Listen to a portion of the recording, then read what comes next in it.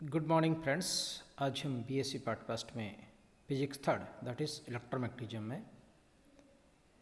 Unit पास discuss कर रहे हैं और उसमें जो इम्पोर्टेंट टॉपिक्स है वह है line integral and the curl of a vector. What means of the line integral, what is use of it. So we start here कि किसी सदिश क्षेत्र का रेखा समाकल क्या होता है। यदि मान लो P से Q तक कोई मोमेंट है हमारा, तो इस संपूर्ण पथ में हम इसको छोटे छोटे अनेक लंबाई अल्पांशों में लेंथ एलिमेंट्स में डिवाइड कर सकते हैं, dr1 dr2 dr3, और माना कि इन सब जगह a1 a2 a3 बहुत सारे एक ही घटक हो सकते हैं। तो अब इस पर्टिकुलर लेंथ एलिमेंट में और वहाँ पे जो a की वैल्यू उसकी प्रोडक्ट जो आता है a1 dr1 a2 dr2 a3 dr3, इन सबको यदि जोड़ दें तो रिजल्ट मिलता है sigma i equal to 1 to n ai dri। If the dri is 10 to 0, then we can convert the sigma into the integration, so that is converted p to q a dr, and this is called line integral of the vector. What is physical importance of the line integral? इसका भौतिक महत्व क्या है line integral का? तो हमने छोटी classes में पढ़ के आए कि संरक्षित क्षेत्र होता है, विद्युत क्षेत्र संरक्षित होता है, गुरुत्व क्षेत्र भी संरक्षित क्षेत्र होता है। तो हमने लिखा कि परिभाषा कि यदि बंद पथ में यदि किया गया कार्य होता है जीरो होता है, तो यहाँ उसका उपयोग करते हैं कि यदि सदिश क्षेत्र का किन्हीं दो बिंदुओं के मध्य रेखा समाकलन पथ पर निर्भर नहीं करता, independent on the path and it is depend only the initial and final position, केवल प्रारंभिक और अंतिम अवस्था पर निर्भर करता है, तो ऐसे क्षेत्र को हम संरक्षित क्षेत्र कहते हैं, कंजर्वेटिव फील्ड कहते हैं। Example electric field, gravitational field. दूसरा इसका जो फायदा हम जो वर्क डन निकालते हैं वो हम क्या करते हैं, दिए गए पथ पे बल गुणा विस्थापन होता है। तो इसका मतलब P से Q तक यदि जाते हैं तो किया गया कार्य जो आएगा W equal to P to Q integrations and that is the F dot TL, line integral of this one. So these are the applications of the line integral. Now curl of a vector functions, किसी सदिश फलन का curl क्या होता है। This is a very important topic for exam point of view कि किसी बंद पथ के अनुदेश सदिश फलन के रेखा समाकल means line integral along any given path तथा पथ द्वारा परिबद्ध क्षेत्रफल के अनुपात को, जो रेशो बाय द एरिया के अनुपात का जो अधिकतम मान होता है, मैक्सिमम वैल्यू होती है, पीक वैल्यू होती है, ऑप्टिमम वैल्यू होती है, उसको हम सदिश फलन के कर्ल का मान कहलाता है। This is the magnitude of the curl, then the limit dA tends to 0, line integral of the A dot DL by the DA maximum value of this one. एक सदिश राशि होती है, इसकी दिशा क्षेत्रफल अल्पांश के लंबवत होती है, मीन्स यदि डायरेक्शन डिसाइड करें इस कर्ल की तो that is perpendicular to the given surface element. जिससे हमने आगे लिखा है कर्ल A डॉट n के divergence of the limit dA tends to 0 1 by DA line integral of the ADL maximum value, या कर्ल A को हम n केप देख सकते हैं। n केप के डायरेक्शंस जो जिस प्लेन में रखा गया है उसके परपेंडिकुलर होता है। इसको कैलकुलेट करने के लिए हम देखें कि अभी मान लो एक O पॉइंट है, उसके चारों तरफ परिबद्ध पृष्ठ मान लेते हैं, क्लोज्ड पाथ PQRS है। अब इसमें खूब सारे लाइन एलिमेंट हो गए, PQ हो गया, RS हो गया, QR हो गया, SP हो गया, इन सब का लाइन इंटीग्रल निकाल लें हम इस A का और डिवाइड बाई एरिया कर दें तो ये उस कर्ल का परिमाण आ जाता है। Now the next topic curl in Cartesian coordinate system कि कार्तीय निर्देशांकों में कर्ल का मान क्या होता है। इसके लिए हमने एक 2 डायमेंशनल एरिया माना हमने, और उसमें सेंटर पॉइंट पे एक पॉइंट O माना जिसकी जो कंपोनेंट्स है AX AY AZ है। तो to determine the curl in the Cartesian coordinate system we have consider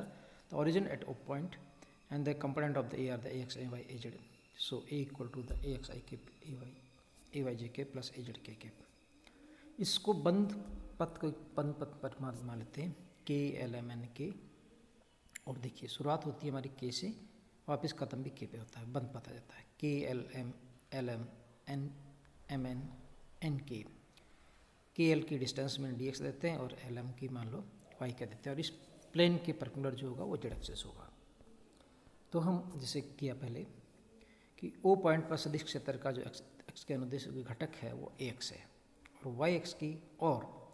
x में परिवर्तन की दर del AX by the del y।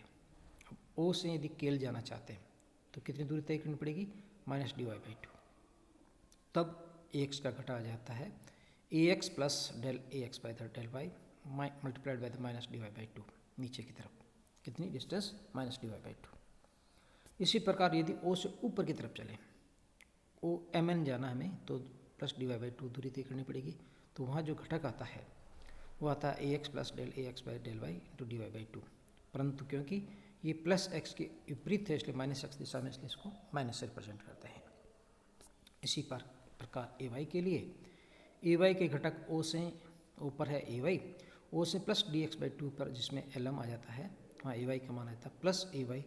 Del ay by del x into d x by two, क्योंकि ऊपर की तरफ है y डायरेक्शंस के अलॉन्ग है इसलिए प्लस आ गया पूरा। और एन के की जो इसके अपोजिट है वो माइनस में आ जाता है, कितना आएगा ay plus del ay by del x multiplied by the minus dx by two. पूरे बंद पथ का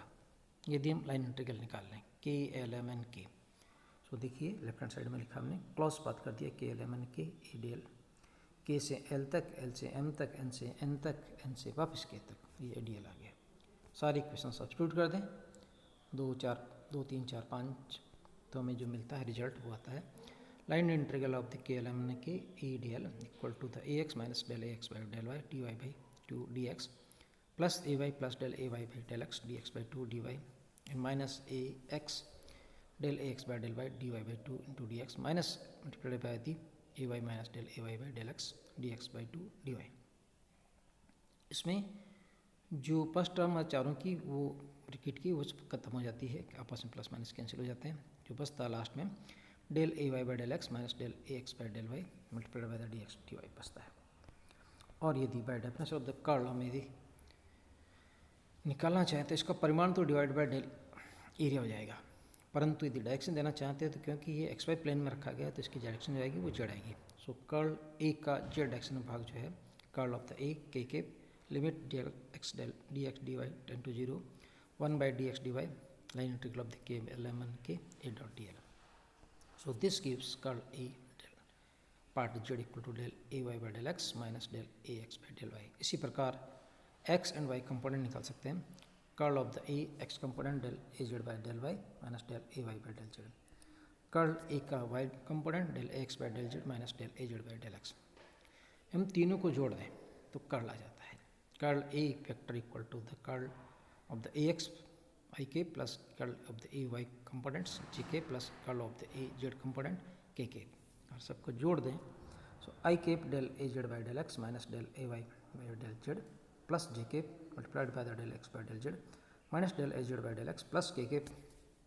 del A x by del Y minus del A Y by del x. So del cross a मिलता हमें एक determinants के form में आई जे के सारणिक के रूप में del X del by del X del by del Y del by del Z and A X A Y A Z. So हम इस कर्ल को डेल क्रॉस के रूप में लिख सकते हैं और ये एक सदिश राशि होती है।